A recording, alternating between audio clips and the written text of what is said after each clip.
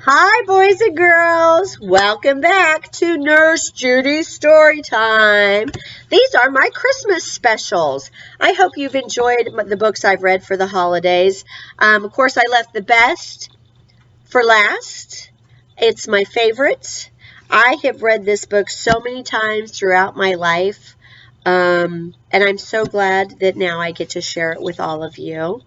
So, of course, I have my cocoa because it's the Christmas. It's Christmas Eve, and you got to have cocoa on Christmas Eve in your Santa cup and your jammies, and I'm ready for the season. So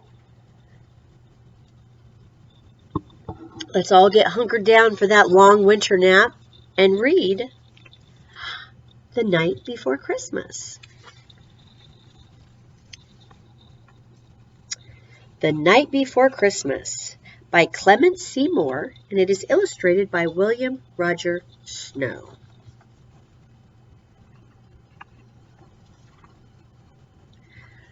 'Twas the night before Christmas, when all through the house not a creature was stirring, not even a mouse.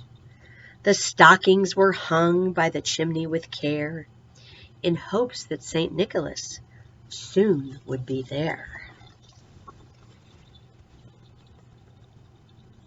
Do you have your stockings hanging up by the fireplace? Our stockings are all hung up. We're ready. We are ready.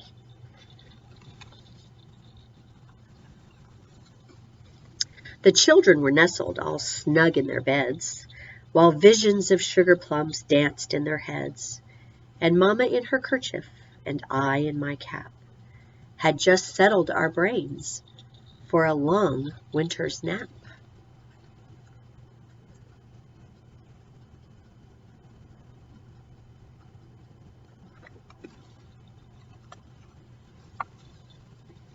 When out on the lawn there arose such a clatter, I sprang from my bed to see what was the matter. Away to the window I flew like a flash, tore open the shutters, and threw up the sash. The moon on the breast of the new-fallen snow gave a luster of midday to objects below, when what to my wondering eyes should appear but a miniature sleigh and 8 tiny reindeer.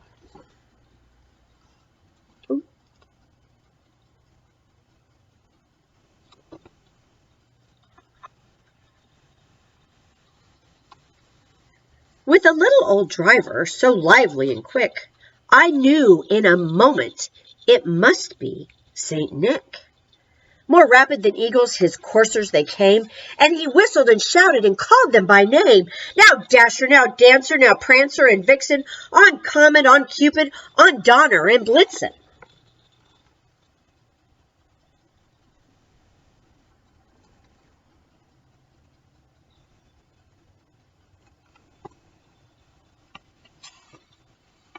To the top of the porch, to the top of the wall, now dash away, dash away all.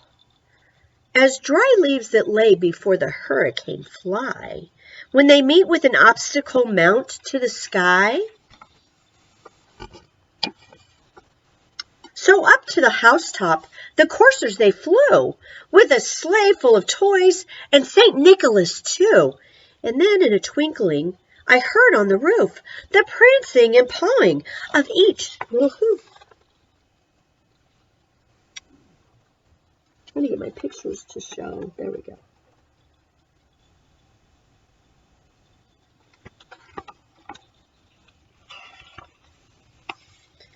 As I drew in my head, I was turning around. Down the chimney St. Nicholas came with a bound. He was dressed all in fur from his head to his foot, and his clothes were all tarnished with ashes and soot.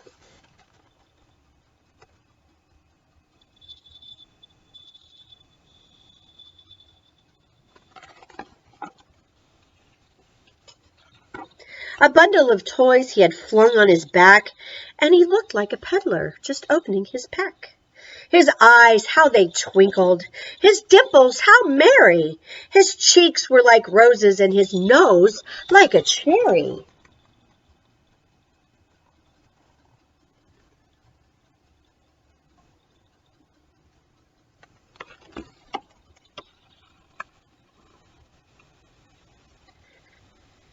His droll little mouth was drawn up like a bow, and the beard on his chin was as white as the snow.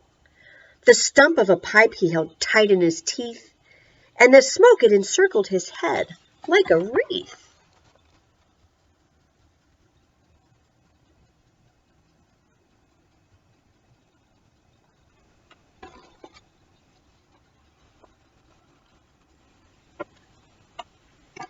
He had a broad face and a little round belly that shook when he laughed like a bowl full of jelly. He was chubby and plump, a right jolly old elf, and I laughed when I saw him, in spite of myself.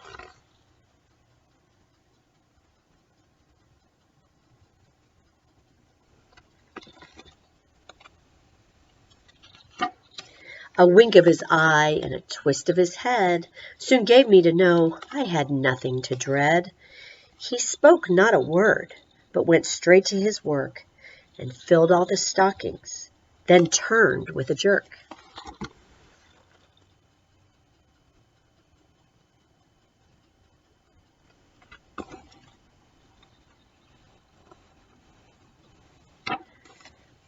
And laying his finger aside of his nose, and giving a nod, up the chimney he rose.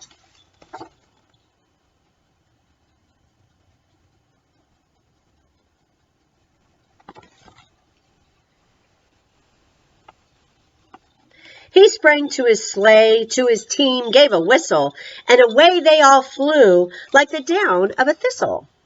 But I heard him exclaim, ere he drove out of sight, "Merry Christmas to all, and to all a good night."